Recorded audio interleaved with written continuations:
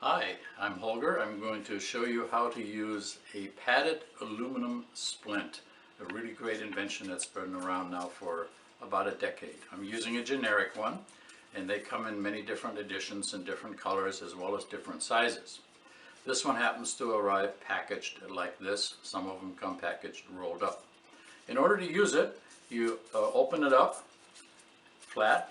You can open it up all the way, and as you can see, it's a rather flimsy arrangement. However, in order to use it, the inventor discovered that if you take this and you fold it into a V, it then all of a sudden becomes very, very, very rigid. So I've got somebody here who hurt their arm, and initially that person will be holding their arm in a secure position so that it hurts the least. Now, if need be, we might need to put some ice on this arm. If it's a deformity, a really bad break, this person, you're going to have to also deal with shock. Make sure that person doesn't faint on you. Now, the whole point of splinting is you only need to do that if you yourself need to transport this person someplace. So depending on the size of the person, the aluminum splint can be adjusted in size. So we're going to first not touch the person at all. Are you comfortable holding that? Okay. We're going to measure the size. Now, whenever you splint a forearm with a hand included, you want to give the hand something to latch onto. So we're going to take the front of this and actually make a curl out of that so that this lady can put her hand right on top of that curl.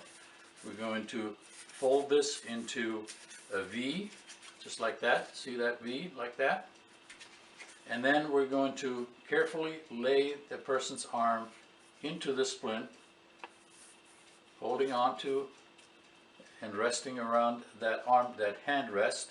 And then we're going to ask the person to go ahead and hold this new arrangement as steady.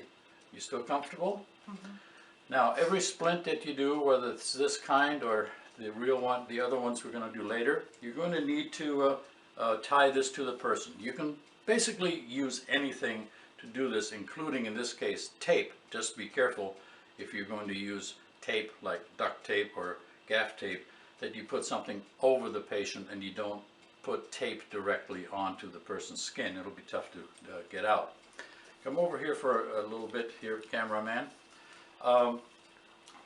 My triangular bandage, my most favorite tool of them all, we're going to fold into what we call a cravat. So we'll fold it up, and actually, for the most part, this is how they come out of the package if you buy them. Then we're going to take this cravat, and we're going to put that on top of the person first, and then take it around the splint, going back and forth in directions, until we get to the point where snugly, not too tight, we're left with the ends that we can then knot together. And we need to do this in at least two places. Now, the important thing is that we don't tie the splint to the arm right over the broken part. So we need to know where that is. I'm going to get a second one that I already folded up. So in this case, we'll put another one towards the back of the arm, starting at the top, going around, coming back down there, and then we're going to tie that off over here. So this is how we apply a aluminum splint, and now we would place that into a sling and a binder.